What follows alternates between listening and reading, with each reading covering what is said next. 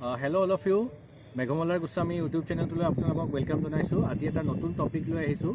সেইটো হৈছে যে আপুনি ডাইৰেক্ট চেলিং বিজনেছত যেতিয়া এটা প্ৰস্পেক্টৰ এজনৰ লগত প্ৰেজেণ্টেশ্যন এটা হ'ব, তাৰপিছত মেইন ইম্পৰ্টেণ্ট পইণ্ট এটা হৈছে সেইটো হৈছে ফ'ল' আপ। আৰু যেতিয়া আপুনি প্ৰেজেণ্টেশ্যন দিয়াৰ সময়ত ধৰক আপুনি মানুহজনক আপোনাৰ যিটো প্লেন সেইটো আপুনি দেখুৱালে, তাৰ লগতে আপোনাৰ মেইন যিটো ইম্পৰ্টেণ্ট পইণ্ট আছে সেইটো হৈছে তেখেতৰ আপোনাৰ এটা ড্ৰিম বা তেখেতে কিহৰ কাৰণে আহিব বিচাৰিছে সেই বস্তুটো আপুনি জনাটো দৰকাৰ।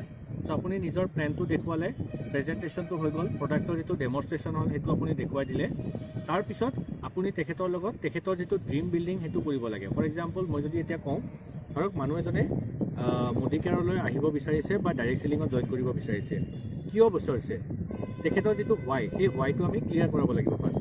হয়তো কাৰোবাৰ এটা লোন থাকিব পাৰে, কোনোবাই ছাইড ইনকাম হিচাপে আহিব পাৰে, কোনোবাই এটা ফৰেন ট্ৰিপ কৰিব ভাল পায় তাৰ কাৰণে আহিব পাৰে, কোনোবাই ৱৰ্ক লাইফ বেলেঞ্চৰ কাৰণে আহিব পাৰে। তো প্ৰত্যেকজন মানুহৰ বেলেগ বেলেগ সপোন থাকিব।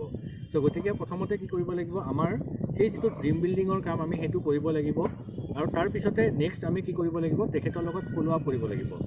ধৰক আজি মই আপোনাক কিবা এটা ক'লোঁ, হয়তো আপোনালোকে কালি এইটো মনত নাথাকিব পাৰে, কিন্তু আমি যদি তেখেতৰ লগত 3 বা 4টামান ফ'ল' আপ কৰোঁ, তেখেতৰ লগত লগ হৈ পেলাই সপ্তাহত ধৰক আমি আপকামিং 7 ডেইজৰ ভিতৰত যদি আমি 3বাৰমান তেখেতৰ লগত লগ হওঁ, তেখেতক আৰু অকণমান ডিপলি ক্লিয়াৰ কৰাই দিওঁ, তেখেতৰ ড্ৰিম বিল্ডিংখিনি আমি কৰাই দিওঁ, ডেফিনেটলি তেখেতে এই বিজনেছটোত যদি আহে তেখেতে খুব ধুনীয়াকৈ ছাকচেছ কৰিব পাৰিব।